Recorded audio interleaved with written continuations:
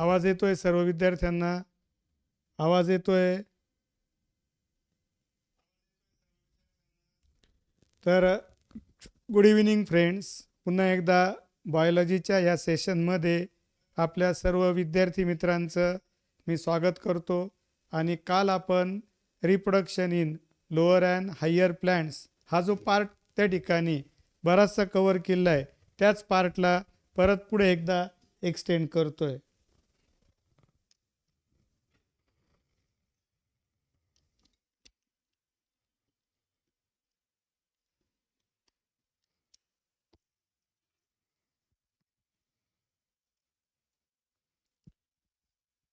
तर कालच्या लेक्चरमध्ये आपण जे पॉईंट्स कव्हर केले, तर त्याच्या पुढचा पार्ट आपण या ठिकाणी कंटिन्यू करू.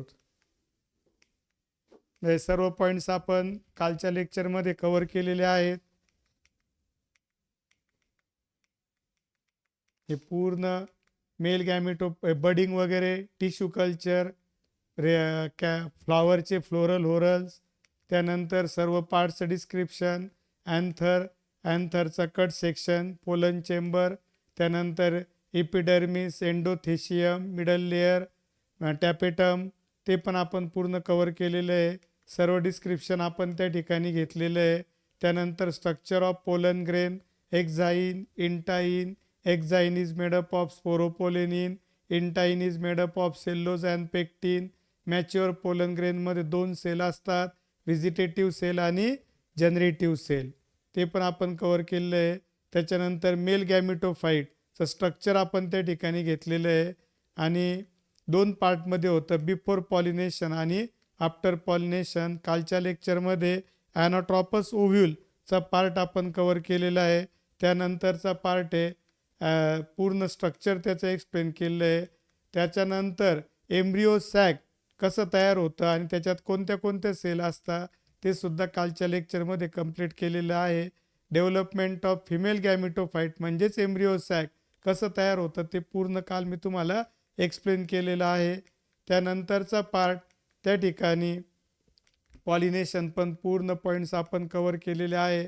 तुम्हाला बऱ्याच वेळेस ते वाचन करावं लागेल, जेणेकरून ती कन्सेप्ट पूर्ण त्या ठिकाणी क्लिअर होऊ शकेल.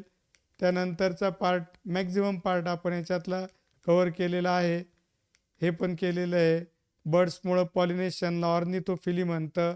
त्यानंतर कायरोप्टेरोफिली, त्याचे एक्झाम्पल्स आपण बघितलेले. त्यानंतर आउटब्रीडिंग डिव्हायसेस, ते पण आपण बघितलेलं आहे. त्यानंतर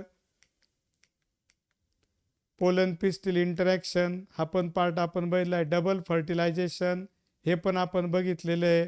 डबल फर्टिलायझेशन SG नॅव्हॅश्चिन नावाच्या सायंटिस्टनी लिलियम आणि त्या ठिकाणी फ्रिटालरिया यांच्यामध्ये ते एक्सप्लेन केलेलं आहे. ते पण कालच्या लेक्चरमध्ये आपण एक्सप्लेन केलेलं आहे. हे पूर्ण आता याच्यातले काही पॉईंट्स बघा. तर ज्या वेळेस इथं जर बघितलं तर तुम्हाला दिसेल याच्या आतमध्ये हे एम्ब्रिओ सॅग आहे. एम्ब्रिओ सॅगमध्ये लोअर साईड म्हणजे मायक्रोपायलर एंडला 3 सेल असतात. त्या तिघांना मिळून नाव देता एक ॲपरेटस. त्यातली जी मोठी सेल आहे त्याला नाव देता, सर स्क्रीन दिसते का? दिसते ना? स्क्रीन वगैरे सर्व दिसतंय. माया थोरात स्क्रीन दिसते तुम्हाला? माया थोरात स्क्रीन दिसते. सुरेखा वाघ, तुम्हाला आवाज येतोय व्यवस्थित? सर्व विद्यार्थ्यांना PCB ग्रुप, PCMB ग्रुप आणि कॉलेज बॅच सर्व विद्यार्थ्यांना आवाज व्यवस्थित येतोय? सर्वांना स्क्रीन व्यवस्थित दिसतोय? मी सर्वांपर्यंत पोहोचतोय का? अक्षय गाडेकर, यस सर. वेदांग, यस सर. ओके, सर्वांना व्यवस्थित येतोय? ओके, सर्वांना स्क्रीन दिसतोय? सर्व बॅचेसला व्यवस्थित आवाज वगैरे सर्व येतोय? तर आता ह्या ठिकाणी आपल्याला कालच्या लेक्चरमध्ये आपण घेतलेलं आहे की पोलन ट्यूब ही आतमध्ये येते आणि ओव्ह्यूलच्या आतमध्ये येते आणि एम्ब्रिओ सॅकमध्ये पेन वगैरे सर्व एक्सप्लेन केलेलं आहे. पण याच्यामध्ये एक पॉईंट त्या ठिकाणी मला लक्षात द्यायचा आहे. जर पोलन ट्यूबची एंट्री कशामधून झाली? जर पोलन ट्यूबची एंट्री मित्रांनो मायक्रोपाईलमधून झाली तर त्यावेळेस त्याला म्हणता पोरोगॅमी. पोलन ट्यूबची एंट्री जर if the entry of pollen tube takes place through micropyle then it is called porogamy. काय नाव द्यायचं सांगा त्याला? पोरोगॅमी.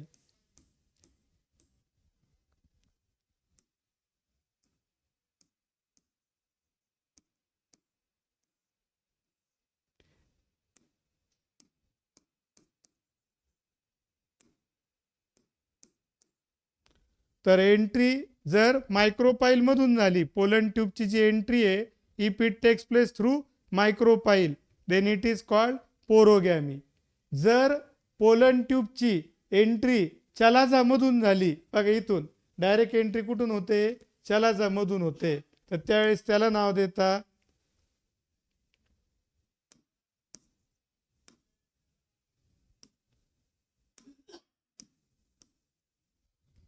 तर बघा आता कालच्या लेक्चरमध्ये आपण एक्सप्लेन केलेलं आहे, हा फुलाचा देठ आहे, हा थॅलॅमस आहे, ही ओरी आहे. ओरीच्या आतमध्ये या ठिकाणी तुम्हाला दिसतंय सर्वांना व्यवस्थित.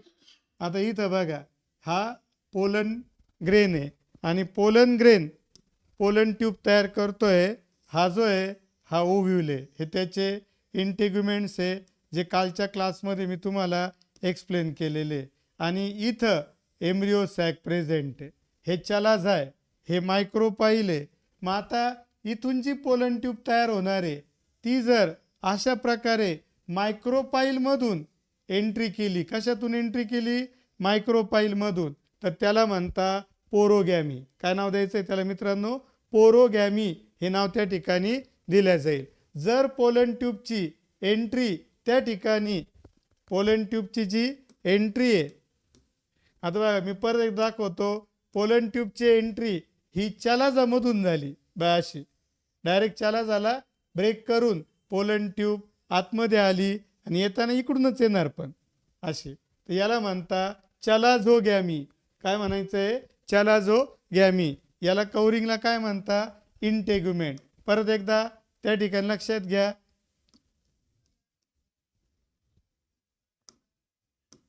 जर पोलन ट्यूबची एंट्री ह्या ठिकाणी बघा इंटेग्युमेंटला ब्रेक करून झाली.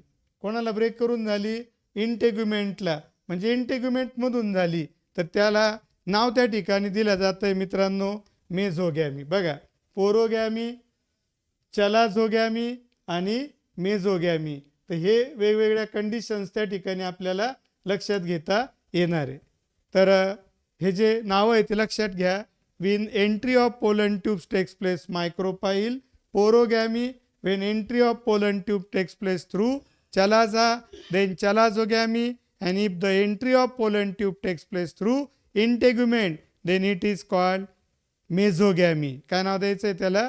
मेझोगॅमी हे नाव त्या ठिकाणी द्यायचं आहे. आता हे फर्टिलायझेशन ते पण आपण काल बघितलेलं आहे. फर्टिलायझेशनमध्ये काय होतं, तर इथं बघा ही पोलन ट्यूब आहे, इथं एक्सप्लेन करतो. हा जो पार्ट आहे या ठिकाणी हे एग आहे आणि हे दोन सिनर्जिड सेल आहे. मध्ये पोलार न्यूक्लिया आहे आणि सेकंडरी न्यूक्लियस त्याला म्हणता येईल. आणि या 3 अँटीपोडल सेल आहे. आणि पोलन ट्यूब त्या ठिकाणी आपल्याला दाखवता येईल. पोलन ट्यूब या अशी पोलन ट्यूब येते इकडून आणि पोलन ट्यूबच्या आतमध्ये 2 मेल गॅमेट आहे. पोलन ट्यूब सिनर्जिड सेलला ब्रेक करून आतमध्ये जाईल आणि त्याच्या आतमध्ये हे 2 मेल गॅमेट्स आहे. त्यानंतर पोलन ट्यूबचं जे टीप आहे ते ब्रेक होईल मित्रांनो. पोलन ट्यूबचं जे टीप आहे ते काय होईल? त्या ठिकाणी ब्रेक होईल आणि जे 2 मेल गॅमेट आहे ते बाहेर असे रिलीज होतील. हे 2 मेल गॅमेट आहे. एक मेल गॅमेट एक बरोबर युनाईट होईल आणि झायगोट तयार करेल आणि एक मेल गॅमेट सेकंडरी न्यूक्लियस बरोबर युनाईट होईल आणि ट्रिप्लॉइड पेन तयार करेल. तर मेल गॅमेट आणि एक यांच्या युनियनला सिनगॅमी म्हणता किंवा फर्स्ट फर्टिलायझेशन नाव द्यायचं आहे. आणि दुसरा मेल गॅमेट आणि सेकंडरी न्यूक्लियस यांचं एकत्र येऊन ट्रिप्लॉइड पेन तयार होईल आणि त्याला म्हणता सेकंड फर्टिलायझेशन किंवा ट्रिपल फ्युजन. काय नाव द्यायचं आहे? सेकंड फर्टिलायझेशन किंवा ट्रिपल फ्युजन हे नाव त्या ठिकाणी दिल्या जाईल.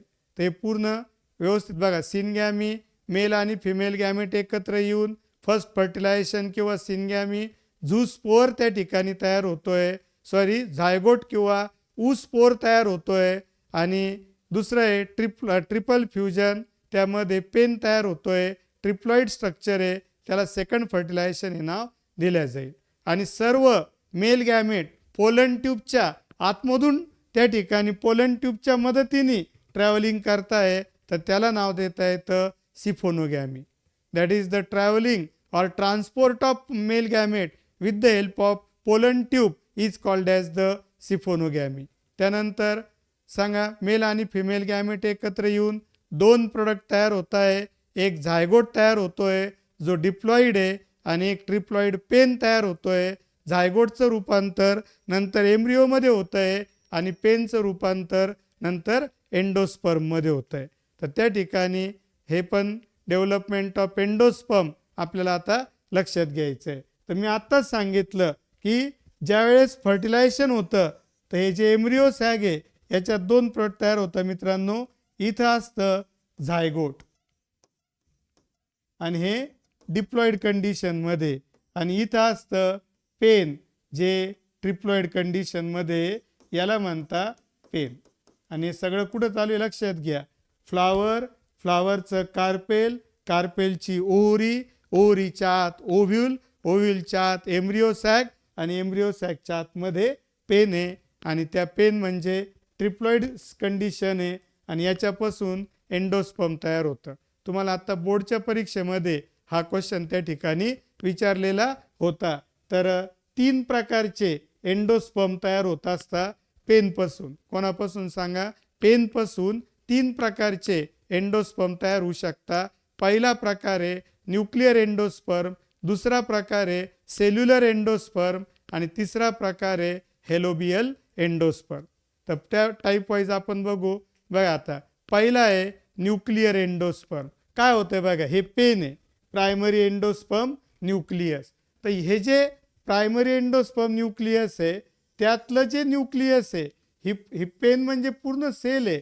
जरी मी म्हणतोय की प्रायमरी एंडोस्पर्म न्यूक्लियस आहे, ही पूर्ण सेल आहे आणि त्याचं हे न्यूक्लियस आहे. तर काय झालं मित्रांनो बघा, एका न्यूक्लियसनी 2 न्यूक्लियाय तयार केले, एका न्यूक्लियसनी 2 न्यूक्लियाय तयार केले, 2 न्यूक्लियायनी 4 न्यूक्लियाय, 4नी 8 न्यूक्लियाय, अशा पद्धतीने सेल डिवाइड नाही झाली, न्यूक्लियस डिवाइड झाले.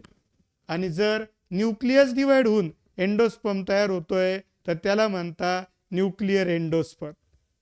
काय नाव द्यायचं आहे? न्यूक्लियर एंडोस्पर्म हे नाव दिल्या जाईल. बघा काय झालं, एका न्यूक्लियसचे सेल एकच आहे, त्याचे 2 न्यूक्लियाय, 2चे भरपूर सारे न्यूक्लियाय. मग नंतर काय होईल लक्षात घ्या, जे न्यूक्लियाय तयार झाले हे नंतर सेलमध्ये कन्वर्ट होतील आणि हा पूर्ण एंडोस्पर्म त्या ठिकाणी तयार करतील. काय तयार करतील? एंडोस्पर्म. तर याच्यामध्ये सांगा मेन प्रॉपर्टी काय आहे की पहिल्यांदा सगळे न्यूक्लियाय तयार होतील आणि मग सेल तयार होतील. तर याला म्हणता न्यूक्लियर एंडोस्पर्म. काय नाव द्यायचं आहे? Nuclear endosperm. तर त्या ठिकाणी जे अँजिओस्पर्मच्या 161 फॅमिलीज आहे त्यांच्यामध्ये न्यूक्लियर एंडोस्पर्म तयार होतो. आणि व्हीट, सनफ्लावर आणि कोकोनट यांच्यामध्ये न्यूक्लियर टाईपचा एंडोस्पर्म असतो. आणि कोकोनटमध्ये जे पाणी असतं ते ॲक्च्युअल एंडोस्पर्म असतं मित्रांनो. कोकोनटमध्ये, नारळामध्ये जे पाणी निघतं ते पाणी म्हणजे कोण आहे? लिक्विड एंडोस्पर्म आहे. नारळाचं जे पाणी आहे ते लिक्विड एंडोस्पर्म आहे. कोणत्या प्रकारचा? तर न्यूक्लियर टाईपचा एंडोस्पर्म आहे. कोणत्या टाईपचा एंडोस्पर्म आहे? न्यूक्लियर लिक्विड टाईपचा एंडोस्पर्म आहे. तर सांगा न्यूक्लियर एंडोस्पर्ममध्ये सेल डिवाइड न होता पहिल्यांदा न्यूक्लियाय डिवाइड होता, खूप सारे न्यूक्लियाय तयार होता आणि लास्टला सेल तयार होता. आणि 161 अँजिओस्पर्मिक फॅमिलीमध्ये तो प्रेझेंट आहे. व्हीट, सनफ्लावर, कोकोनट यांच्यामध्ये हा एंडोस्पर्म आहे. आता सेल्युलर एंडोस्पर्म काय होईल सांगा. इथं बघा, एक पहिलं हे पेन आहे, किती सेल तयार झाल्या? 2. 2 पासून किती तयार झाल्या? 4 सेल. 4 पासून खूप साऱ्या सेल. म्हणजे या ठिकाणी काय झालं, न्यूक्लियस डिवाइड होईल पण लगेच सेल तयार होतील. म्हणजे सांगा, एका न्यूक्लियस पासून 2 न्यूक्लियाय तयार झाले का लगेच 2 सेल तयार होतील. 2 न्यूक्लियाय पासून 4 न्यूक्लियाय तयार झाले का लगेच 4 सेल तयार होतील. मागच्या वेळेस काय होतं, पहिले सगळे न्यूक्लियाय तयार झाले आणि मग सेल तयार झाले. याच्यात काय होतंय, एक न्यूक्लियस डिव्हिजन झालं की लगेच सेल तयार होता, दुसरं डिव्हिजन झालं की लगेच सेल तयार होता. म्हणजे याचा अर्थ हा जो एंडोस्पर्म आहे याच्यामध्ये कॅरिओकायनेसिस फॉलोड बाय सायटोकायनेसिस असतं. म्हणजे न्यूक्लियस डिवाइड होऊन न्यूक्लियस वाढत जाता आणि लगेच सेल पण वाढत जाता. डायकॉटच्या 72 फॅमिलीजमध्ये सेल्युलर एंडोस्पर्म आहे. बाल्सम, पेटुनिया, ॲडॉक्सा ह्या प्लॅन्टमध्ये नावं लक्षात ठेवावं लागतील, सेल्युलर एंडोस्पर्म प्रेझेंट आहे. आता हेलोबियल एंडोस्पर्म. तर हेलोबियल एंडोस्पर्ममध्ये काय बघा, पहिल्यांदा हा पेन आहे, डिवाइड होईल आणि 2 सेल तयार करेल. एक मोठी सेल मायक्रोपायलर एंडला आणि एक छोटी सेल चॅलाझल एंडला. सांगा किती सेल तयार केल्या, 2 सेल. एक मोठी सेल आहे जी मायक्रोपायलर एंडला असेल आणि एक छोटी सेल आहे जी चॅलाझल एंडला असेल. आणि मग याच्यातलं जे न्यूक्लियस आहे ते डिवाइड होईल बघा, आणि याच्यातलं पण त्या ठिकाणी काय डिवाइड होणार, न्यूक्लियसच डिवाइड होणार. म्हणजे पहिल्यांदा एका सेलच्या 2 सेल झाल्या आणि मग न्यूक्लियर एंडोस्पर्म तयार झाला आणि मग सेल्युलर एंडोस्पर्म तयार होईल. तर ह्या पद्धतीने हेलोबियलमध्ये पहिल्यांदा पेनपासून किती सेल तयार होता, 2. मोठी सेल त्याला म्हणायचं मायक्रोपायलर चेंबर आणि छोटी सेल त्याला म्हणायचं चॅलाझल चेंबर. आणि नंतर मग 2 सेल तयार झाल्यावर मग मात्र न्यूक्लियस डिवाइड होईल आणि लास्टला सेल तयार होतील. तर हा जो ह्या टाईपचा जो एंडोस्पर्म आहे it is common in monocot. कोणामध्ये कॉमन असेल तर त्या ठिकाणी मोनोकॉट. ॲस्पोडेलस नावाच्या प्लॅन्टमध्ये हा एंडोस्पर्म तुम्हाला दिसू शकतो, हेलोबियल एंडोस्पर्म.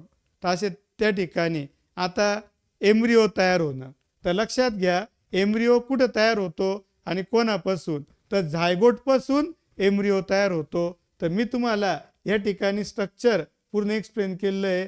परत एकदा या ठिकाणी मी बघा, तर आता पहिल्यांदा बाहेर फुलाचा देठ आहे, हे थॅलॅमस आहे, हे ओरी आहे, नंतर त्याच्यात स्टाईल आणि हे स्टिग्मा आहे.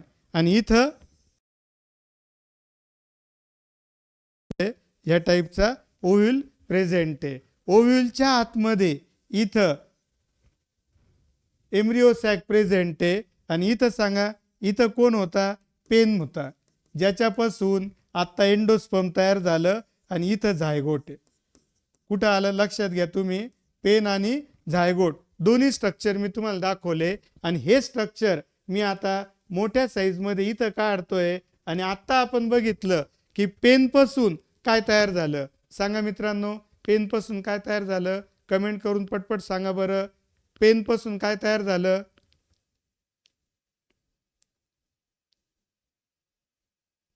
आवाज येतोय सगळ्यांना, आवाज येतोय का,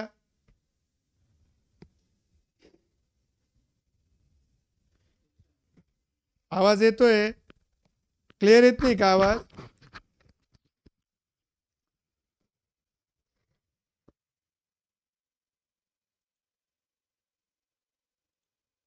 आवाज येतोय सगळ्यांना, आवाज येतोय का व्यवस्थित.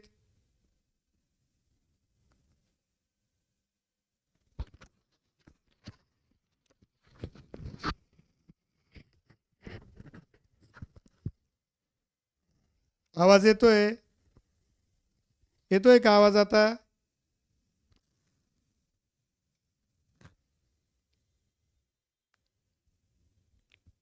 हॅलो हॅलो, आवाज येतोय, आवाज नाही येते हो सर.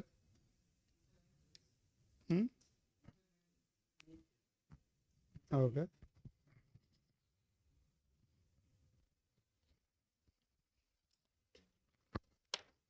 सेल चार्जिंग नाही लावलं.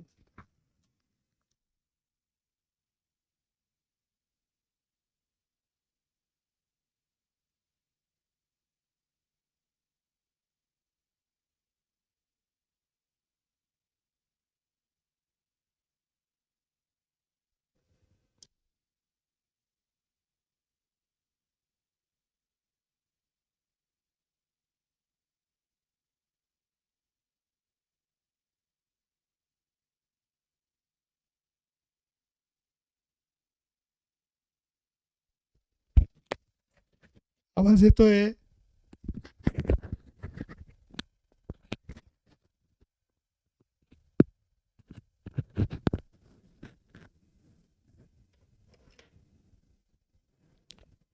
येतोय का आवाज? आता बघा, आवाज येतोय सर्व विद्यार्थ्यांना आता?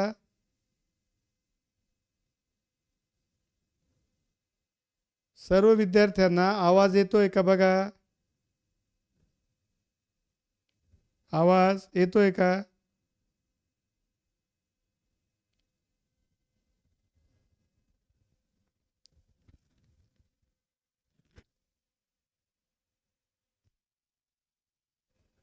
आवाज येतोय सर्वांना आता?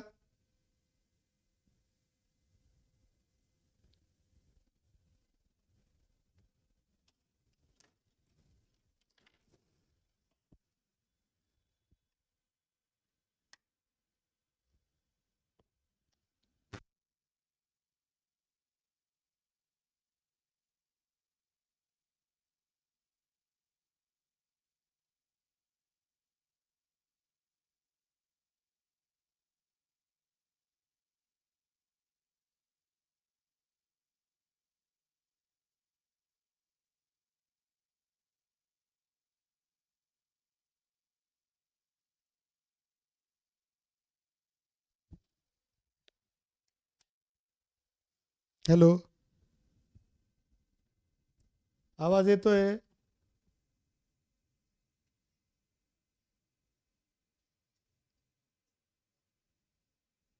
साऊंड वाढव. हॅलो हॅलो,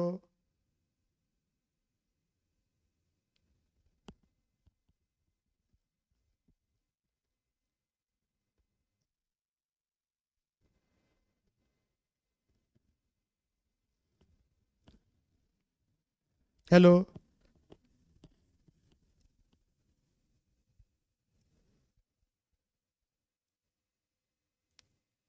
आवाज येतोय?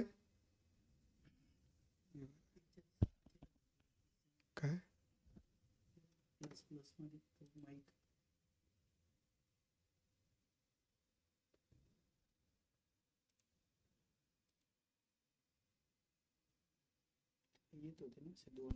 ते होतं ना सर, त्याला काही सेट करायची गरज इतक्या वेळेत होता ना आवाज? आत्ता केलं ना?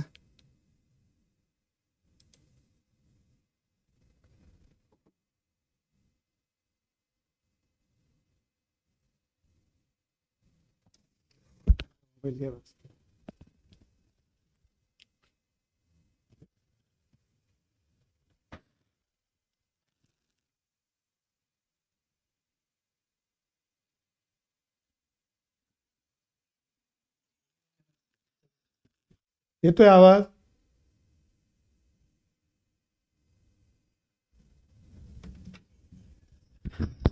येईल आता.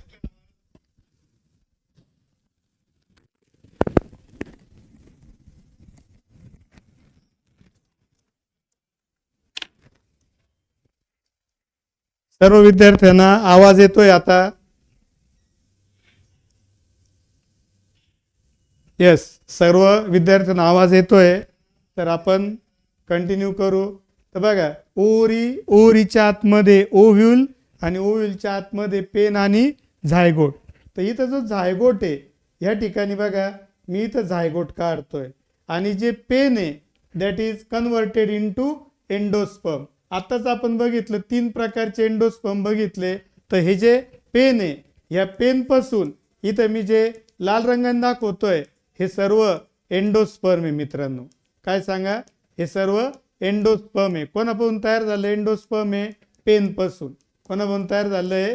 पेन पासून हे एंडोस्पर्म तयार झाले. हे पेन नाही, आता हे कोण आहे सांगा? एंडोस्पर्म. आणि ज्या वेळेस पेन पासून एंडोस्पर्म तयार होतं काही प्रमाणात, त्यावेळेस झायगोट पासून काय तयार व्हायला लागतं?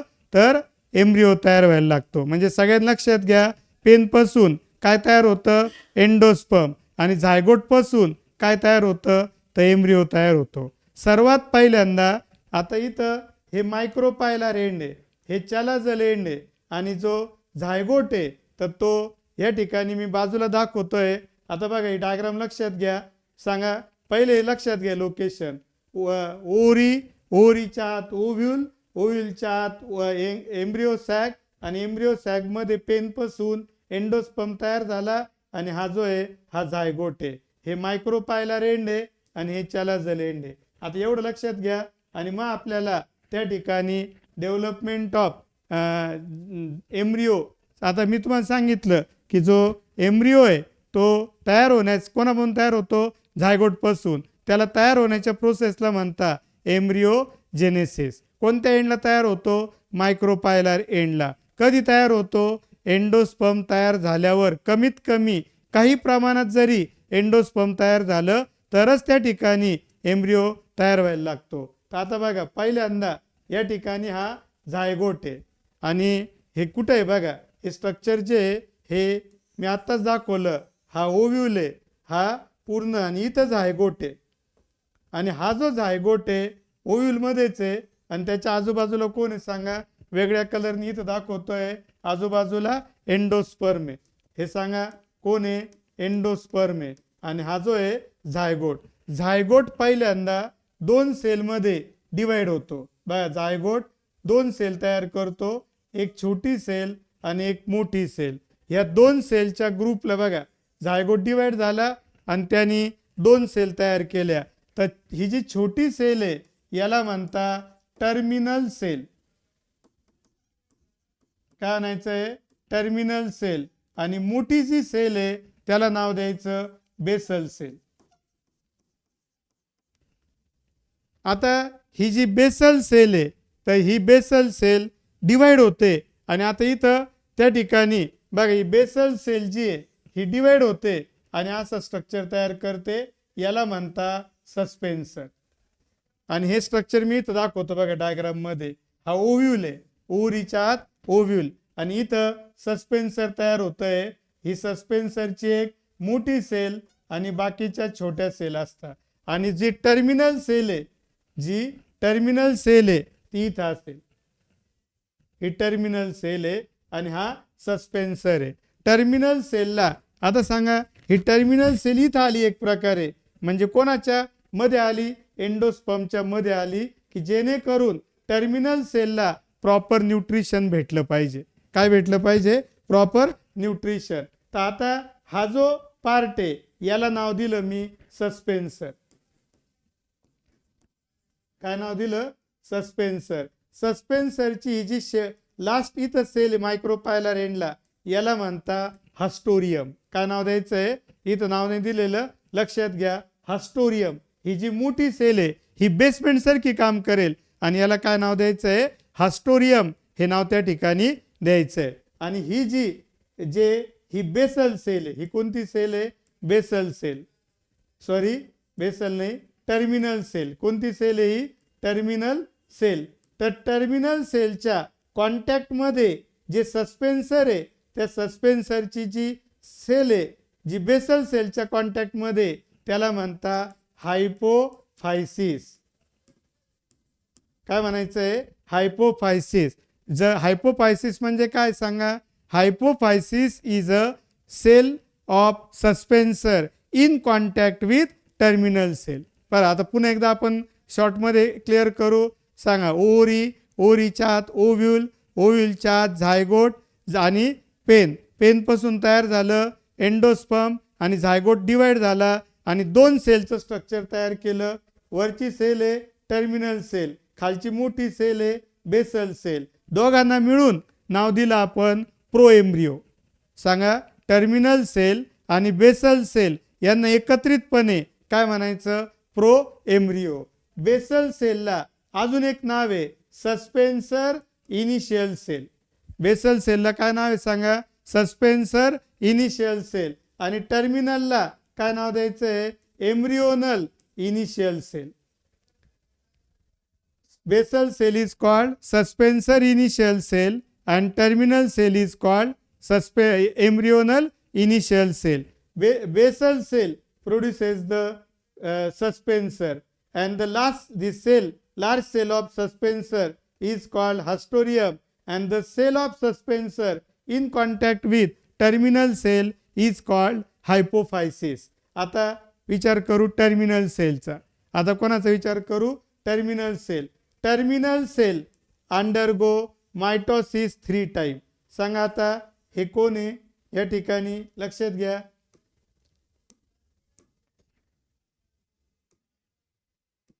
हे सस्पेन्सर आहे. हे कोण आहे? सस्पेन्सर. हे हायपोफायसिस आहे. हे हायपोफायसिस सेल आहे. आणि आता जी टर्मिनल सेल आहे, इट अंडरगो मायटोसिस 3 टाइम. 3 वेळेस मायटोसिस होईल. सांगा, टर्मिनल सेलचं पहिलं मायटोसिस झालं 2 सेल, दुसऱ्या वेळेस मायटोसिस झालं 4 सेल, तिसऱ्या वेळेस मायटोसिस झालं 8 सेल, आणि मग 8 सेलचं स्ट्रक्चर तयार करेल टर्मिनल सेल. ही स्ट्रक्चर दाखवतो मी. आणि इथं 1 2 3 4 या 4 सेल आहे. आणि इथं पण 1 2 3 4 या 4 सेल आहे.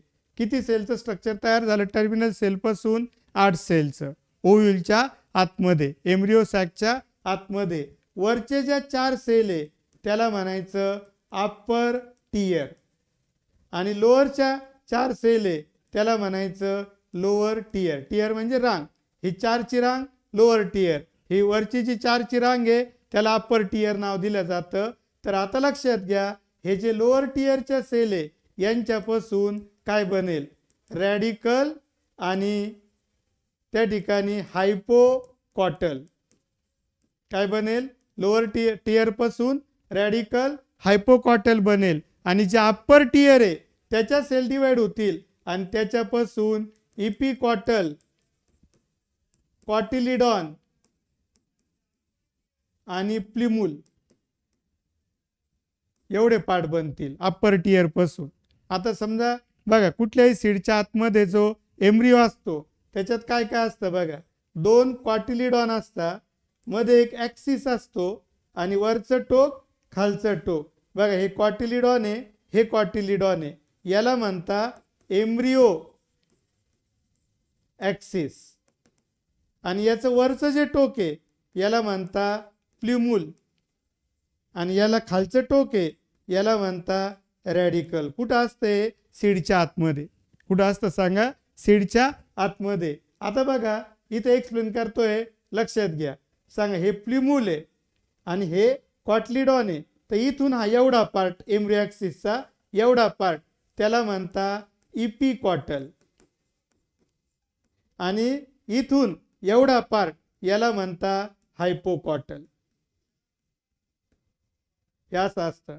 कॉटिलिडॉन, एम्ब्रिओ ॲक्सिस, एम्ब्रिओ ॲक्सिसच्या एका टोकाला प्लिमूल जो स्टेम तयार करतो, आणि एका टोकाला रॅडिकल, जेव्हा सीड जर्मिनेट होतं रॅडिकल रूट तयार करतो.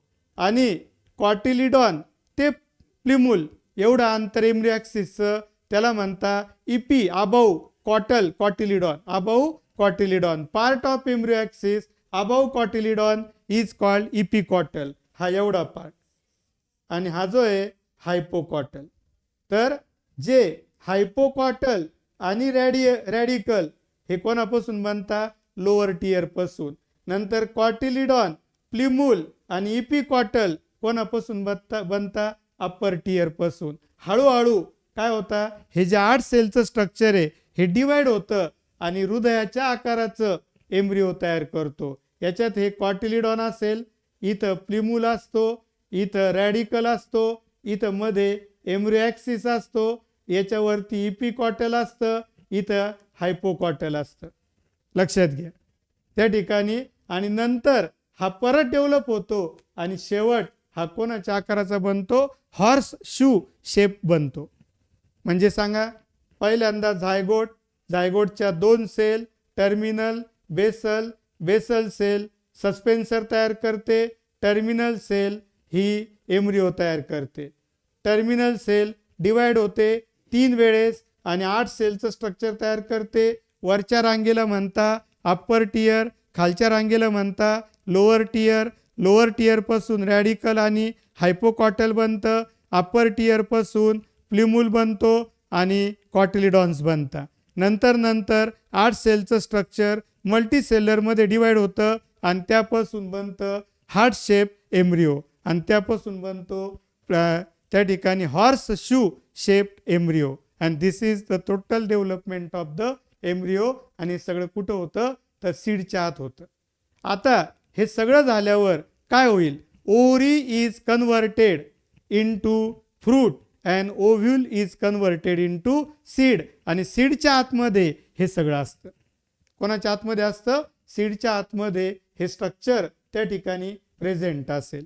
तर टू सेल झायगोट, त्याला प्रोएम्ब्रिओ, सस्पेन्सर इनिशियल सेल, टर्मिनलला म्हणता एम्ब्रिओनल इनिशियल सेल, नंतर सस्पेन्सर तयार होतं, ते 6 ते 10 सेलचं असतं. त्याच्या खालची सगळ्यात लोअर मायक्रोपायलरेंटची मोठी सेल, त्याला हास्टोरियम म्हणता. नंतर जी सेल टर्मिनल सेलच्या कॉन्टॅक्टमध्ये, त्याला हायपोफायसिस म्हणता. हायपोफायसिस मदत करतं रॅडिकल तयार करण्याला. हायपोफायसिस कशाला मदत करतं सांगा, रॅडिकल तयार करण्याकरता हायपोफायसिस मदत करतं. सांगा, एम्ब्रिओनल इनिशियल सेल किंवा टर्मिनल सेल 3 वेळेस डिवाइड होते आणि 8 सेलचं स्ट्रक्चर तयार करते, त्याला ऑक्टंट म्हणता. ऑक्टंटमध्ये 4 वरच्या बाजूला अप्पर टियर, 4 खालच्या बाजूला लोअर टियर. लोअर टियर हायपोकॉटल आणि रॅडिकल तयार करतं. अप्पर टियरच्या ज्या 4 सेल आहे त्या प्लिमूल आणि 1 किंवा 2 कॉटिलिडॉन तयार करतं. हायपोफायसिस रॅडिकल आणि रूट कॅप. बघा, हायपोफायसिस हे रॅडिकल आणि रूट कॅप तयार करायला मदत करतं. नंतर सेल डिवाइड होता, हार्ट शेप स्ट्रक्चर तयार होतं आणि शेवटी हॉर्स शू शेप स्ट्रक्चर त्या ठिकाणी तयार होतं. आणि जर एक मोनोकॉट असेल तर 1 कॉटिलिडॉन तयार होतो आणि डायकॉट असेल तर 2 कॉटिलिडॉन त्या ठिकाणी तयार होता. हे सर्व सीडच्या आतमध्ये असतं, हे सर्व ओव्ह्यूलच्या आतमध्ये प्रेझेंट असतं. सांगा बरं, ज्यावेळेस हे सर्व होतं त्यावेळेस ovary is converted into or ovary changes to fruit. Ovary wall changes to fruit wall, that is called pericarp. पेरिकार्पमध्ये 3 लेअर असतात. आंब्याचं साल असतं वरचं, त्याला म्हणता इपिकार्प. आंब्याचा जो पार्ट आपण खातो त्याला म्हणता मेझोकार्प, आणि कोयचा जो कडक पार्ट असतो त्याला म्हणता एंडोकार्प. तिघांना मिळून म्हणता पेरिकार्प. पेरिकार्प हे फ्रूटच्या कलरनुसार वेगवेगळ्या रंगाचं राहू शकतं. नारळामध्ये जे मेझोकार्प आहे ते धाग्या धाग्यांचं असतं, ते नाही खात आपण. मग नारळामध्ये आपण काय खातो, एंडोस्पर्म खातो, कारण नारळाच्या पाण्यापासून नारळाचं पाणी कमी कमी होईल आणि नारळ तयार होतं, खोबरं तयार होतं, एंडोस्पर्म. मग त्या ठिकाणी आता बघा, जे ईच ओव्हरी ज्यावेळेस फ्रूटमध्ये कन्वर्ट होते, ओव्ह्यूल कन्वर्ट होतो सीडमध्ये. आता ओव्ह्यूलचे आपल्याला माहिती आहे इंटेग्युमेंट असतात, आउटर इंटेग्युमेंट आणि इनर इंटेग्युमेंट. ते सीडकोट तयार करता, त्याला म्हणता टेस्टा. आणि इनर आउटर इंटेग्युमेंट जो सीडकोट तयार करतो त्याला टेस्टा म्हणता, आणि इनर इंटेग्युमेंट जो सीडकोटचा भाग तयार करतो त्याला टेगमन नाव दिलं जातं. काय नाव दिलं जातं, टेगमन. आता आपण एकदम सुरुवातीला बघितलं होतं बघा, न्यू सेलस. ओव्ह्यूलचं स्ट्रक्चर घेताना मी लाल रंगाच्या सेल दाखवल्या होत्या, त्याला न्यू सेलस नाव दिलं होतं. तर काहीमध्ये ते न्यूट्रिशन म्हणून न्यू सेलस पूर्ण संपून जातो, पण काही झाडांमध्ये उदाहरणार्थ ब्लॅक पेपर जे मिरे वगैरे आणि बीट यांच्यामध्ये न्यू सेलस पूर्ण संपत नाही.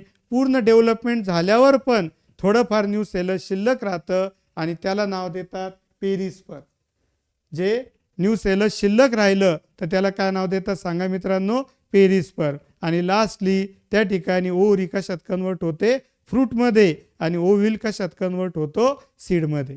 तर आता एक मोनोकॉट सीडचं स्ट्रक्चर त्या ठिकाणी दाखवलंय. ज्वारी, मका, बाजरी, गहू, मक्याचं सीड समजा आहे, तर हे मक्याचं सीड आहे. तर त्याच्यात 2 भाग असतात बघा. हा जो याच्या वरचा जो भाग दाखवलेला आहे हा भाग, याला म्हणता एंडोस्पर्म. जो शिल्लक आहे, पूर्ण वापरला गेला नाही. काय असतं ॲक्च्युअल, एंडोस्पर्म कॉटिलिडॉन तयार करण्याकरता वापरला जातो. शेंगदाण्यामध्ये, ग्राउंडनटमध्ये एंडोस्पर्म काहीच नसतो आणि त्याचे तो पूर्ण कॉटिलिडॉन तयार करण्याकरता वापरला जातो.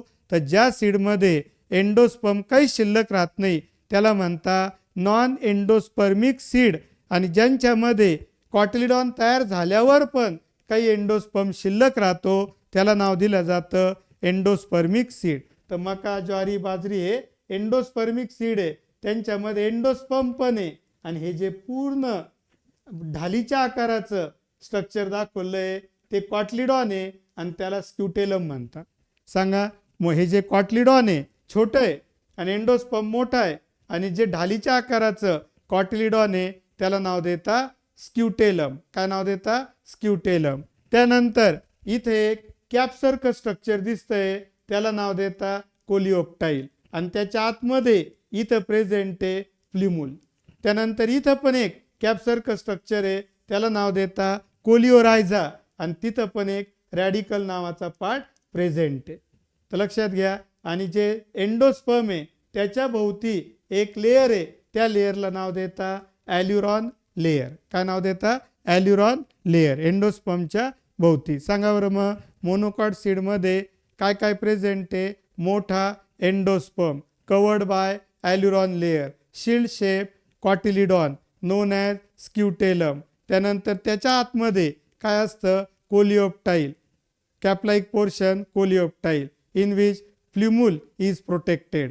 Then cap-like portion, lower cap-like portion is called coleorhiza in which radical is protected. Radical जेव्हा तुम्ही पेरणी कराल सीडची, radical is converted into root and plumule is converted into shoot system.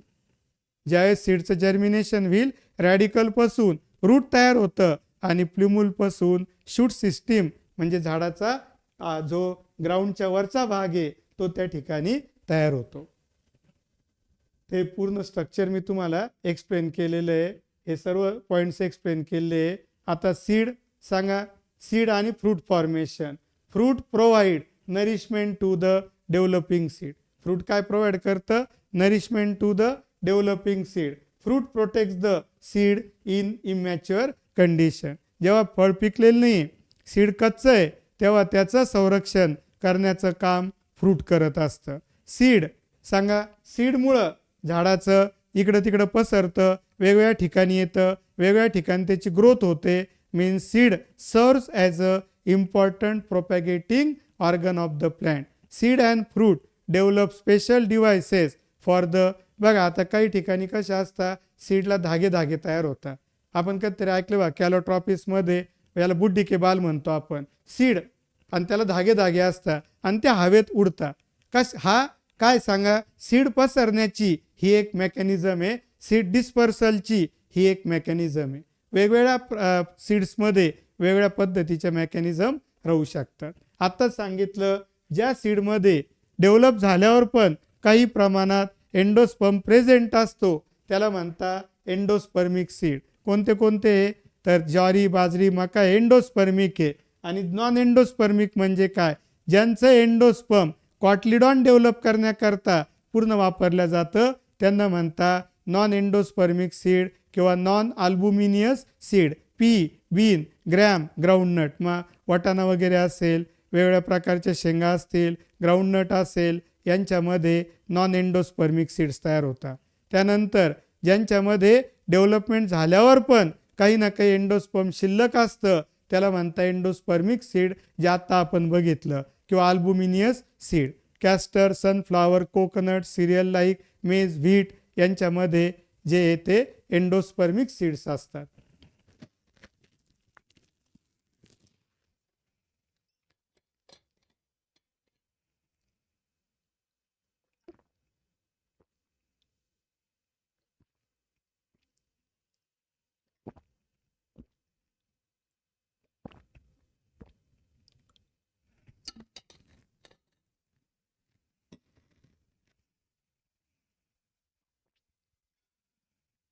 Okay, next concept त्या ठिकाणी आपण घेतोय दॅट इज पार्थिनोकार्पी. आता हे लक्षात घ्या की फ्रूटची डेव्हलपमेंट ही फर्टिलायझेशन झाल्याशिवाय होत नाही. फर्टिलायझेशन झाल्यावरच ओव्हरी कशात कन्वर्ट होते? फ्रूटमध्ये. आणि ओव्हिल कशात कन्वर्ट होतो? सीडमध्ये. पण काही झाडांमध्ये फर्टिलायझेशन झालं नाही तरी फ्रूट तयार होतं. त्या ठिकाणी फर्टिलायझेशन झालं नाही तरी ओव्हरी कशात कन्वर्ट होते? फ्रूटमध्ये. त्याला म्हणता parthenocarpy. Development of fruit without process of fertilization is called parthenocarpy. Noll नावाचा सायंटिस्ट आहे, त्यांनी ही कन्सेप्ट त्या ठिकाणी फाइंड आउट केली. आणि काही हार्मोन्स असतात ऑक्झिन, त्यांच्यामुळे ही प्रोसेस होते. कोणामुळं? प्रॉक्झिन्स. आणि त्याचं एक एक्झाम्पल आहे इंडॉल ॲसिटिक ॲसिड. ऑक्झिनचा प्रकार आहे indole acetic acid. By indole 3 acetic acid is responsible for enlargement of ovary into fruit.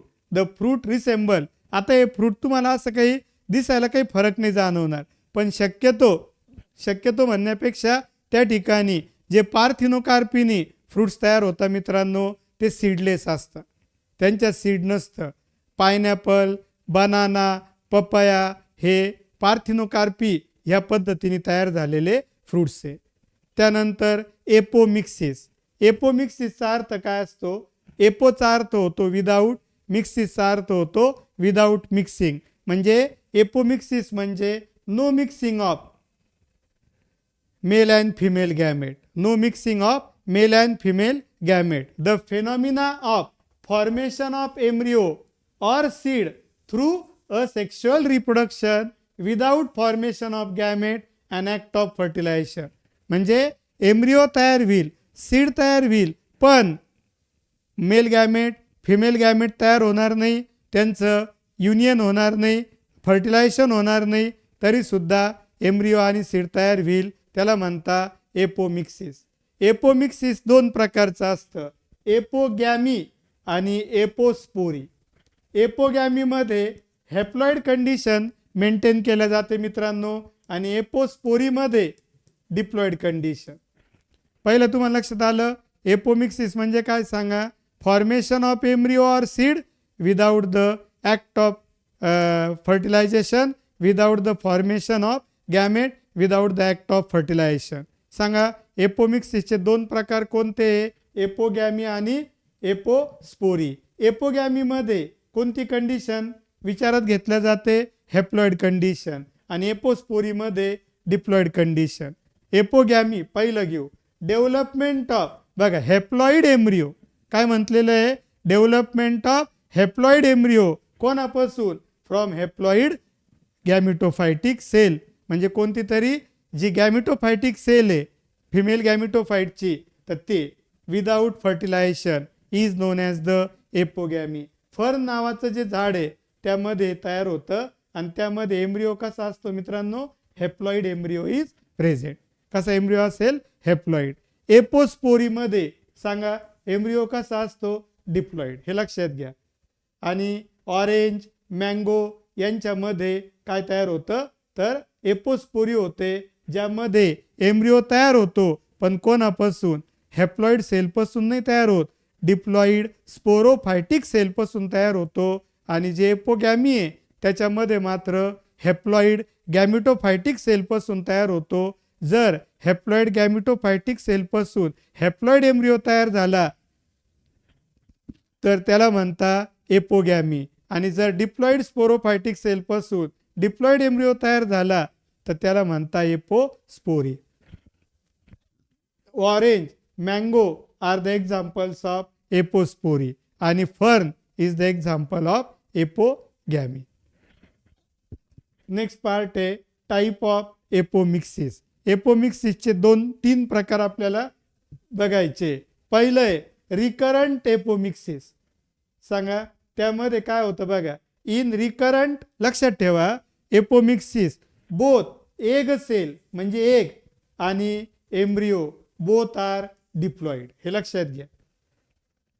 Recurrent apomixis मध्ये एग सेल आणि एम्ब्रिओ जे तयार होतील ते दोन्ही डिप्लॉइड स्टेटमध्ये असतील, हॅप्लॉइड नसतील. आणि ते परत 2 टाईपमध्ये डिवाइड झालेलं आहे, डायप्लोस्पोरी किंवा डिप्लोस्पोरी.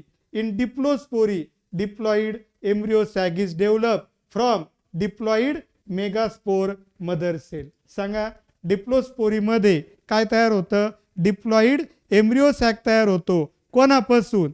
Diploid megaspore mother cell. सांगा बरं.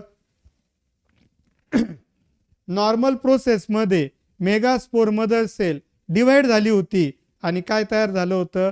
4 मेगास्पोर.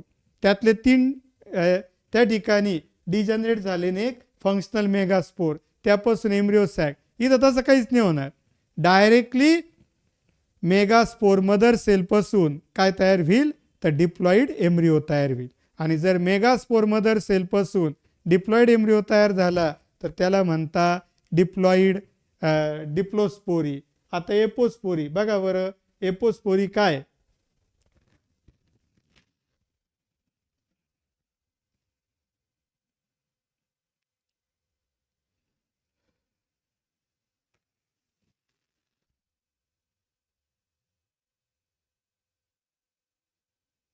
काय बघा एपोस्पोरी.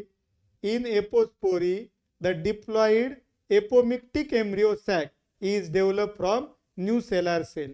बघा आता न्यू सेलसच्या सेलपासून काय तयार होईल, डिप्लॉइड एम्ब्रिओ तयार होईल. कोणापासून, न्यू सेलसच्या सेल्सपासून. म्हणजे सांगा बरं, डायप्लोस्पोरीमध्ये जो एम्ब्रिओ तयार झाला होता तो कोणापासून तयार झाला होता, diploid megaspore mother sale.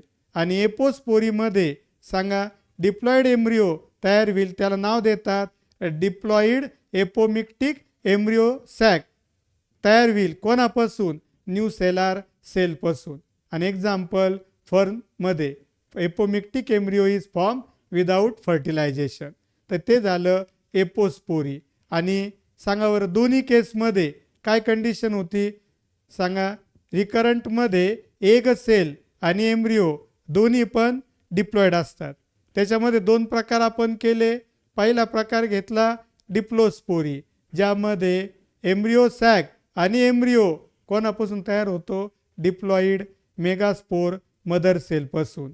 Example त्याला लक्षात घ्या, टॅरॅक्सॅकम.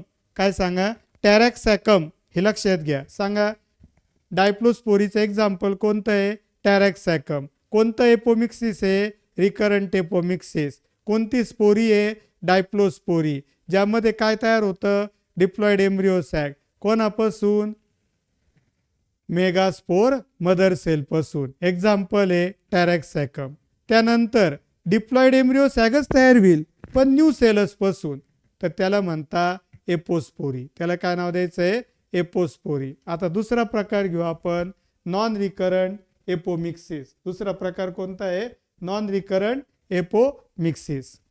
तर नॉन रिकरंट एपोमिक्सिस मध्ये सगळ्यात महत्वाची कंडिशन, एग सेल आणि एम्ब्रिओ दोन्ही हेप्लॉइड असतात. बघा रिकरंटमध्ये दोन्ही डिप्लॉइड होते, इथं दोन्ही पण हेप्लॉइड असतील. नॉन रिकरंट एपोमिक्सिस म्हणजे काय, की फर्टिलायझेशन होणार नाही, बाकी काहीच नाही, डायरेक्टली एक सेल आणि एम्ब्रिओ तयार होईल directly without fertilisation.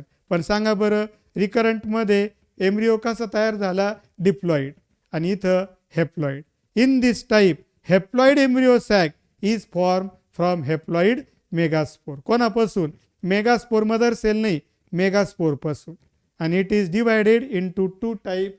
First type is parthenocarpy नाही हा, पार्थिनोजिनेसिस वेगळा प्रकार आहे. सांगा बरं काय होतंय, in parthenogenesis haploid embryo is develop from haploid egg.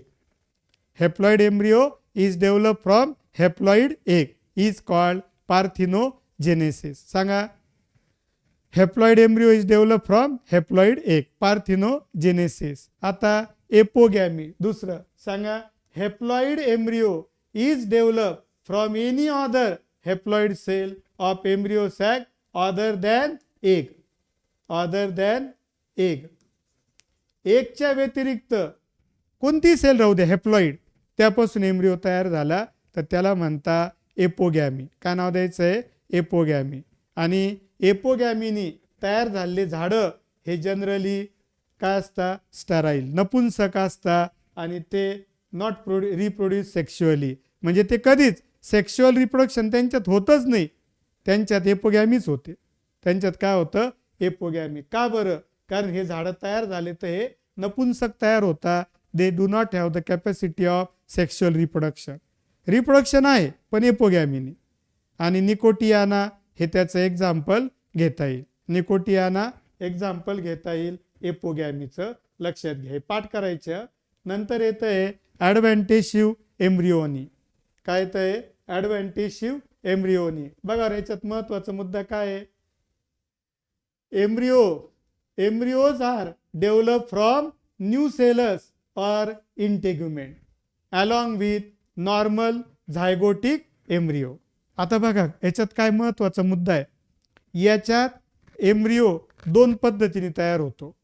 पहिला झायगोट पासून सेक्शुअल रिप्रोडक्शननी, जे आता आपण हार्ट शेप, हॉर्सशू शेप, ते सगळं झायगोट एम्ब्रिओ कोणत्या पद्धतीने, सेक्शुअल पद्धतीने. आणि दुसरा एम्ब्रिओ तयार होतो तो डायरेक्टली न्यूसेलस किंवा इंटेग्युमेंट पासून तयार होतो असेक्शुअल पद्धतीने. कोणत्या पद्धतीने, असेक्शुअल. आणि इथं कोणतं आहे सांगा, सेक्शुअल पद्धतीने. तर लक्षात घ्या इथं सांगावर मग एम्ब्रिओ किती आहे, दोन किंवा दोनापेक्षा जास्त एम्ब्रिओ असतील. सांगा. एक नॉर्मल एम्ब्रिओ, त्याला म्हणता झायगोटिक एम्ब्रिओ, जो नॉर्मली तयार होतो सेक्शुअल रिप्रोडक्शननी. आणि दुसरा एम्ब्रिओ तयार होईल डायरेक्टली कोणापासून, न्यूसेलस किंवा इंटेग्युमेंट. आपल्याला माहिती आहे ओव्ह्यूलच्या सेंटरला ज्या सेल्स असतात बा ह्या, याला म्हणता न्यूसेलस. आणि हे जे कवरिंग आहे याला म्हणता इंटेग्युमेंट. आणि यांच्यापासून त्या ठिकाणी काय तयार होईल, एम्ब्रिओ. मग तो एक एम्ब्रिओ, एक व्हील, दोन व्हील, तीन व्हील, एक झायगोटचा, आणि हे किती होऊ शकतात. मग त्यामुळे ॲडव्हान्टेशिव्ह एम्ब्रिओनीमध्ये काय असतं, दोन किंवा दोनापेक्षा जास्त एम्ब्रिओ प्रेझेंट असतात आणि त्याला म्हणता पॉली एम्ब्रिओनी. काय म्हणतात सांगा, पॉली एम्ब्रिओनी. आता सांगा बरं एम्ब्रिओमध्ये कोण असतं, रॅडिकल, प्लिमूल, कॉटिलिडॉन. आणि जर एम्ब्रिओ तयार नाही झाला तर रॅडिकल तयार होणार नाही, प्लिमूल तयार होणार नाही, झाडाचं खोड तयार होणार नाही, झाडाचं रूट तयार होणार नाही. म्हणजे सांगायचा अर्थ काय झाला, एम्ब्रिओ तयार झाल्याशिवाय सीड म्हणजे जर्मिनेट होऊ शकत नाही. आता समजा एखादा सीड आहे, त्यातलं एम्ब्रिओ डेड झाला तर ते सीड जमिनीत तुम्ही पेरणी केली तरी झाड त्याच्यापासून येणार नाही. लक्षात घ्या. मग आता इथं काय आहे सांगा, दोन किंवा दोनापेक्षा जास्त एम्ब्रिओ याच्यात. त्यामुळे एखादा एम्ब्रिओ खराब झाला तर दुसरा एम्ब्रिओ ॲक्ट होईल, झाड तयार होईल. हा झाडाचा फायदा आहे की मोर दॅन वन एम्ब्रिओ असेल तर झाडाचा फायदा आहे की समजा 4 एम्ब्रिओ आहे, 3 जरी खराब झाले आणि एकच ॲक्टिव्ह आहे तरी नवीन झाड तयार होईल सीडपासून. आणि याला ॲडव्हान्टेजिव्ह पॉली एम्ब्रिओनीला दुसरं नाव काय सांगा, एम्ब्रिओनीला नाव आहे polyembryony. Poly means many, many embryos are present in single seed, therefore it is called polyembryony. Mango, orange, lemon यांच्यामध्ये पॉली एम्ब्रिओनी किंवा ॲडव्हान्टेजिव्ह एम्ब्रिओनी प्रेझेंट असतं. पॉली एम्ब्रिओनी आत्ताच सांगितलं, development of more than one embryo inside the seed is called polyembryony. सगळ्यात पहिल्यांदा ल्युएनहॉक नावाच्या सायंटिस्टनी poly एम्ब्रिओनी citrus, म्हणजे जे सायट्रस जिनस म्हणजे संत्री, मोसंबी, लिंबू यांच्यामध्ये ही पद्धत शोधली. आणि त्याचे परत 2 प्रकार आहे ज्यामध्ये मी आत्ता सांगितलं. सांगा ॲडव्हान्टेजिव्ह पॉली एम्ब्रिओनी, ज्यामध्ये सांगा जे एक्स्ट्राचे एम्ब्रिओ आहे ते कोणापासून तयार होता, न्यूसेलस आणि इंटेग्युमेंट पासून. सिट्रस किंवा सायट्रसमध्ये ॲडव्हान्टेजिव्ह पॉली एम्ब्रिओनी प्रेझेंट आहे आणि क्लिवेज पॉली एम्ब्रिओनी. आता क्लिवेज पॉली एम्ब्रिओनीमध्ये काय होतं, zygote wheel, zygote divide wheel आणि एम्ब्रिओ तयार करेल. आणि एम्ब्रिओ तयार झाला, सांगा आता हा एम्ब्रिओ तयार झाला झायगोट पासून. इन जनरल तो एम्ब्रिओ सिंगल एकटाच राहतो, पण काही मध्ये डायरेक्टली याचे 2 तुकडे होतील आणि 2 एम्ब्रिओ तयार झाले. कोणापासून, एकाच झायगोट पासून. ट्विन्स तयार होता ना, ट्विन्स म्हणजे 2 लहान बाळ दिसायला एकदम एक्झॅक्टली सेम, त्यांचा एम्ब्रिओ एकच असतो पण तो डिवाइड होऊन जातो 2 मध्ये आणि 2 बाळ तयार होता. तसं इथं याला म्हणतात क्लिव्हेज पॉली एम्ब्रिओनी. झाडामध्ये पण असते. आणि सांगा पॉली एम्ब्रिओनीमध्ये झाडाच्या सीडमध्ये मोर दॅन 1 एम्ब्रिओ असतो आणि त्यामुळे ते झाड जगण्याचे चान्सेस जास्त असतात.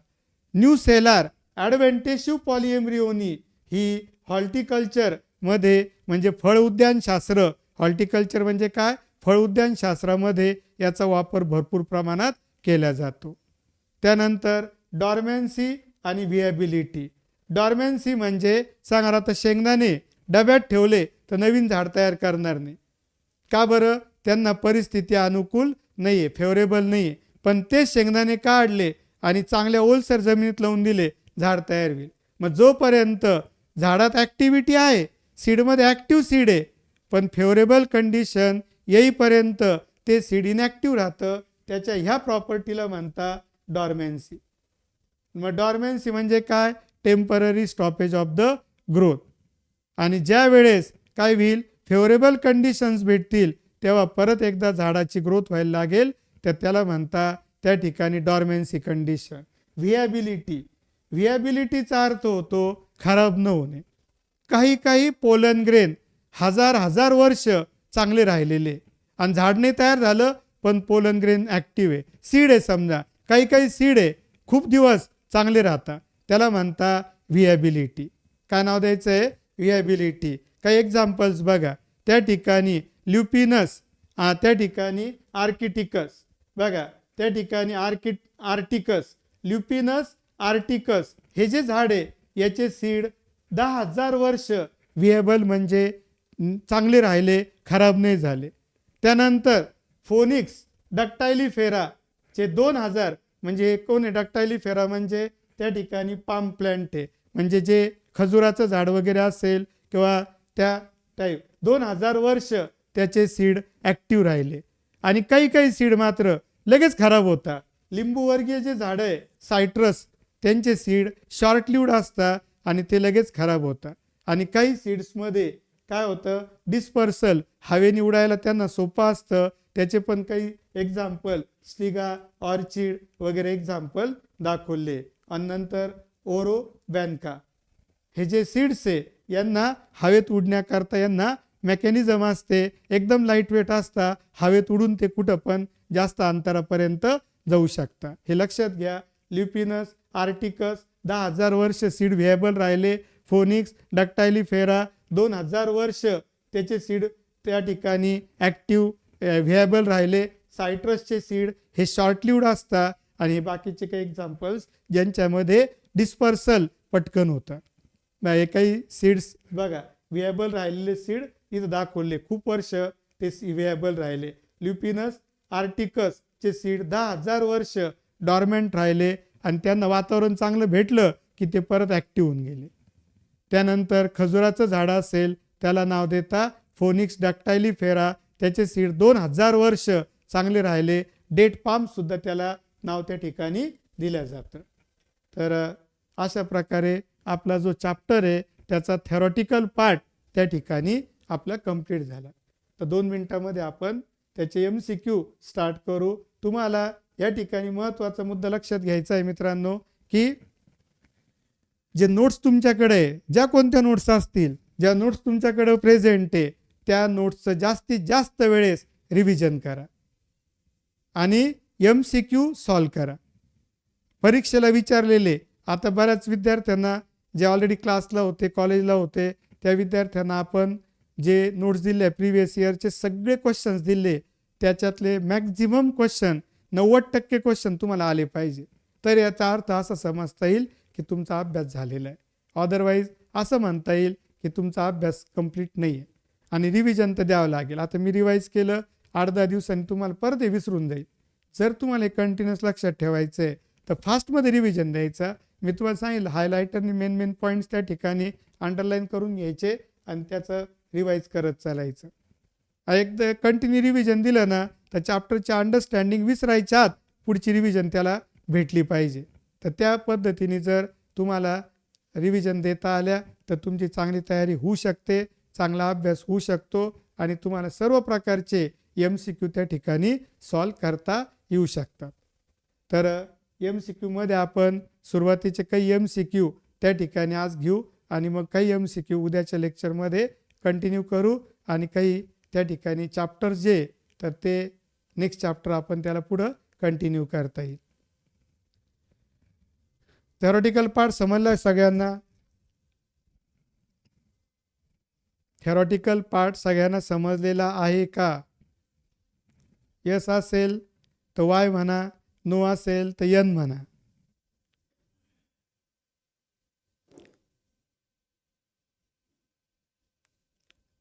अक्षय गाडेकर थेरॉटिकली पूर्ण पाठ समजला.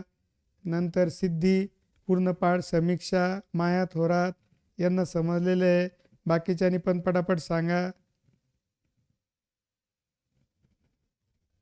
आनंद उगले, सुमित मोरे यांना पण पूर्ण पाठ त्या ठिकाणी समजलेला आहे.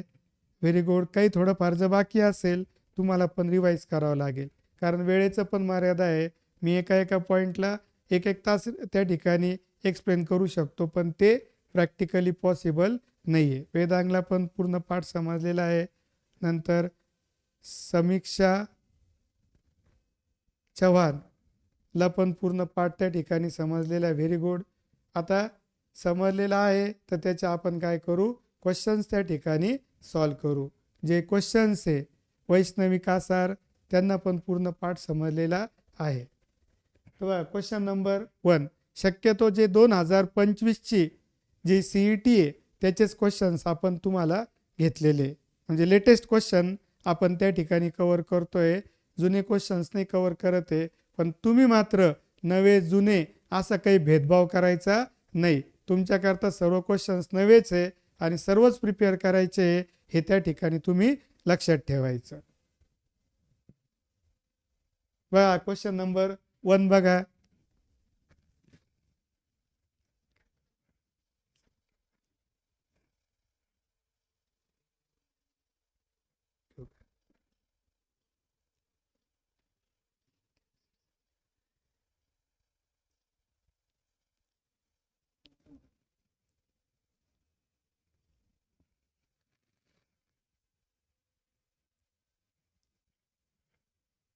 एक काम करतो, आपला जो व्हॉट्सॲप ग्रुप आहे तर त्या व्हॉट्सॲप ग्रुपवरती तुम्हाला ह्या चॅप्टरची PDF क्वेश्चनची PDF मी तुम्हाला टाकून देईल रात्री.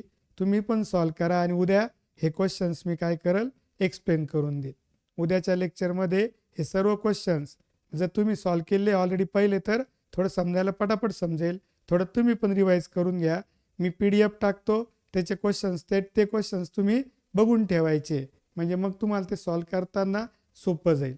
तुम्ही मार्क करून ठेवायचे का कागदावर, ऑप्शन्स मार्क करून ठेवायचे फक्त, की क्वेश्चन नंबर 1चा आपण कोणतं ऑप्शन घेतलेलं आहे. म्हणजे ज्यावेळेस इथं आपण सॉल्व करायला लागू त्यावेळेस ते तुम्हाला पटापट लक्षात येत जातील. तर आजचे सर्व लेक्चर्स व्यवस्थित झालेले आहे. थोडा सकाळच्या क्लासमध्ये नॉर्मल डिस्टर्बन्स येतो है ना, ऑनलाईन एज्युकेशन आहे, सर्व गोष्टी जुळून आल्या तरच ते लेक्चर व्यवस्थित होतं. पण त्या तुलनेने आपण व्यवस्थितच लेक्चर सर्व कंडक्ट करतोय. सर्व गोष्टी क्लिअर केल्यानंतरच पुढे जातोय. जरी लेक्चर वगैरे बंद पडलं, काही अडचण वाटली तर फोन करत जा आणि सांगत जा, किंवा आवाज वगैरे नाही आला, स्क्रीन नाही दिसला, किंवा जे काही प्रॉब्लेम्स असतील तर तुम्ही त्या ठिकाणी मेसेज करून कमेंट करून त्या ठिकाणी मला तुम्ही सांगू शकताय. तर आजचं लेक्चर आपण ह्याच ठिकाणी थांबवतोय. उद्याच्या लेक्चरमध्ये आपण परत एकदा भेटू आणि पुढचा पाठ त्या ठिकाणी कंटिन्यू करू. आणि जे ओके माया थोरात त्यांचं व्हॉट्सॲप नंबर तुम्ही मला नंबर वगैरे पाठवा, मी तुम्हाला व्हॉट्सॲप ग्रुपवर ॲड करतो. त्यानंतर अजून कोणी आहे का की जे व्हॉट्सॲप ग्रुप तयार केलेला आहे त्यामध्ये नाही आहे, तर त्यांनी त्या ठिकाणी पटापट सांगा मला. जे व्हॉट्सॲप ग्रुपमध्ये नाही आहे त्यांचे नावं मी त्या ठिकाणी व्हॉट्सॲप ग्रुपमध्ये ॲड करायचा प्रयत्न करतो. माया थोरात, त्यानंतर अजून कोणी आहे का?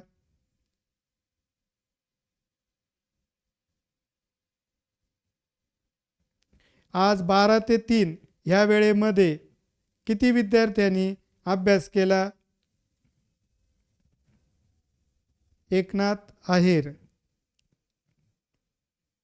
मला तुम्ही काय करा, व्हॉट्सॲपवरती नंबर पाठवा. माझ्या नंबरवरती, माझा नंबर वाटल्यास लिहून घ्या, 9881465883.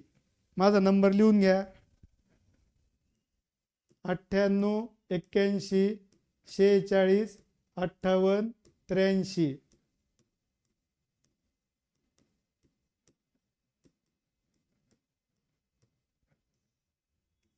हा नंबर लिहून घ्या. हा माझा व्हॉट्सॲप नंबर आहे. याच्यावर ज्या ज्या विद्यार्थ्यांचं व्हॉट्सॲपमध्ये नाव आलेलं नाही, ग्रुपमध्ये किंवा नाव ॲड झालेलं नाही, त्यांनी काय करा, ह्या नंबरवरती तुमचं नाव आणि मोबाईल नंबर तो मला टाका. म्हणजे मी तुम्हाला या व्हॉट्सॲपच्या ग्रुपमध्ये ॲड करू शकतो की जेणेकरून तुम्ही लेटेस्ट इन्फॉर्मेशन त्या ठिकाणी काय करू शकताय, रिसीव करू शकताय. तर ज्यांचे याच्यात करण्यापेक्षा हे लिहून घ्या. माझं नाव आणि मोबाईल नंबर लिहून घ्या. व्हॉट्सॲप नंबर आहे. या व्हॉट्सॲप नंबरवरती त्या ठिकाणी तुम्ही मला व्हॉट्सॲप करून तुमचं नाव आणि मोबाईल नंबर टाका. मी आज किंवा उद्या सकाळी तुमचे नावं सगळे ते व्हॉट्सॲप ग्रुपला ॲड करतो. म्हणजे जे काही PDF वगैरे असतील, काही जे असेल मॅटर, तर ते तुम्हाला त्या ठिकाणी मटेरियल वगैरे भेटू शकेल. आज दिवसभर दोन क्लासच्या मध्ये जो वेळ भेटला त्या वेळेमध्ये 3 तास अभ्यास करणारे कोण विद्यार्थी आहे त्यांनी कमेंट करा यस म्हणून, वाय म्हणून कमेंट करा. 3 तास अभ्यास करणारे विद्यार्थी वाय म्हणून कमेंट करा. ज्यांनी आज कमीत कमी मधल्या लॉटमध्ये 3 तास अभ्यास केलाय.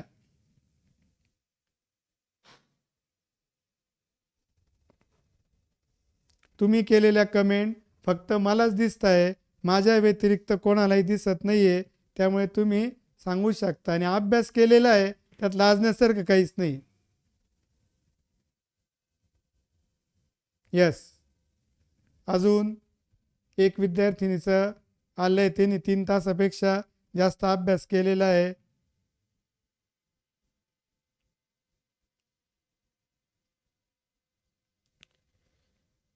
जर लेक्चर्स बघताना कधी कधी थोडाफार कंटाळा येऊ शकतो, थोडंसं का असं सुस्ती येऊ शकते, तर थोडं काय करायचं, तोंडावर पाणी वगैरे मारायचं, फ्रेश व्हायचं, परत लेक्चर्स बघायला लागायचे.